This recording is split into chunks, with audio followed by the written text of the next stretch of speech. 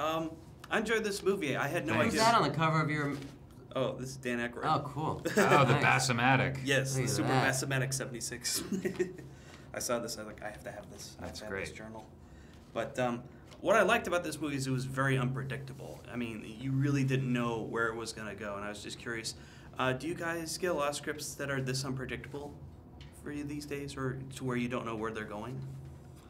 Well, this one stood out as something that was really exciting to read because it is unpredictable, and it was unpredictable and predictable enough in a way. I can't describe it, but there were things that I was like, okay, I think I know what's happening, and some of those things would be fulfilled, but it would always do it in a strange way. The way it got to places was unpredictable, and that to me is unusual. Like, I really, truly, I had no idea what was going to happen on the next page, and I think that it has a great balance of these kind of bigger comedic, hopefully comedic type things, and then these really quiet moments between people, and you can't gauge it, like, in a way, and it's rare to get something like that, for sure. But it was predictable enough in a way, and not predictable. I can't describe enough to like be comforting. Yeah, exactly. But then within the parameters of exactly. that,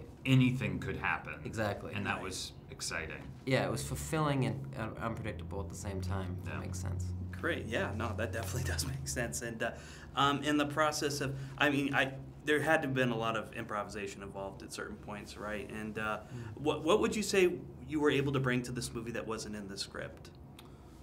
I mean, the script is great, and we shot the script. I mean, there's a little bit of improvisation kind of sprinkled throughout, but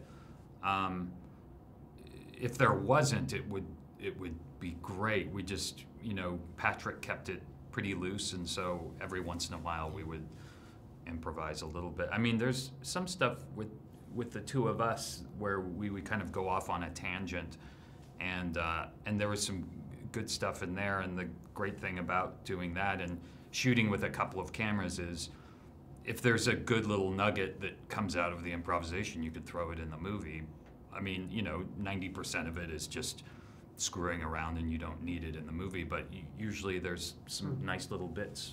He's such a great, like, he has a gift for improvisation, and also he does it. This guy. But you've done it so many times with so many great, some of the best, and it's really interesting because you can feel it, like when you're like with Adam's, like, just, you feel like a safety net. It's a really nice. Oh, thanks. Also, I feel like we improvised. Well, but I also feel like we improvised like physically a lot of stuff, like in the pool. Like that's kind of like there's a lot of physical weird improvisation, or like dance. Like there's these centerpiece, like there's these moments in the movie, like us dancing, us in the pool, that Patrick was like, just go crazy, let it rip. And so that's really fun to do because you're like improvising, but physically it's not as much lines.